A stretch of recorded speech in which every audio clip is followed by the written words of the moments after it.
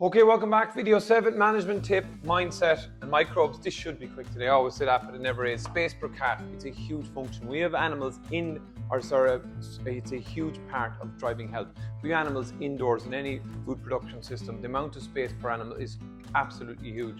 We talk about it with cows and heifers as we come up to calving, having feed space, massive. But space per calf is really important. Of course, space costs money. But always, if there's a TB outbreak or some other challenge, looking around the yard to see, can you take, a certain number of calves into another space, simple system, straw bales, some gates, a milk bar to take the pressure off, because we have a lot of animals in a small space. There's more stress, disease loves it, humidity goes up. So it's a very simple one, but it's a huge factor. My kind of target was 2 meters squared per calf, but if you're building calf sheds, I said aim for bigger. Also, one of our targets was calves is to double birth weight, could even go a little bit higher. But they started out off at 35, 40 kilos, but they end up at 80, 90 kilos inside. Just think about that space and smart use of space as well. If we think about calf pens, group pens, prioritizing lie back areas with good drainage where you don't have to use as much straw, but having that concrete, it's easy to clean out the front. So when we look at space, it's probably the smart adaptations within that space, but aiming for more space.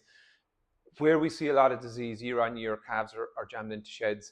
It can be a function of infrastructure. That's where positive pressure ventilation and really consistent routines have to be good to overcome it. But it is something we should aim for as a big factor in disease.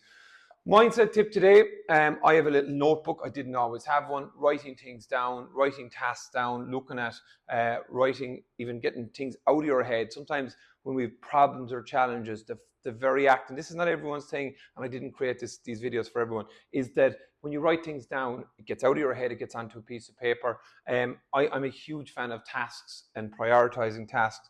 It is against my nature to do it, but I do it, and it has been transformative. And the concept of eat that frog, taking on the most difficult tasks first, getting them out of the way. There's always things during calf rearing that we don't like doing. It may be cleaning the pens out. It may be doing a deep clean. It may be doing, the washing of the feed equipment in the morning, whatever it is. Eat that frog. It makes the day easier. Take on the big task first. Microbes, when it comes to trial work, we often get questions, and we have a lot of stuff on calf health champions.ie. I mentioned Mayallen's trial. We have a lot of student trials done. We have a new one. It's on our blog and website. And what are the trials showing me? They're showing me the same thing. Long-term feeding, the severity of digestive upsets go down, recovery times go up, a more robust calf. We've also nice data on average daily gain.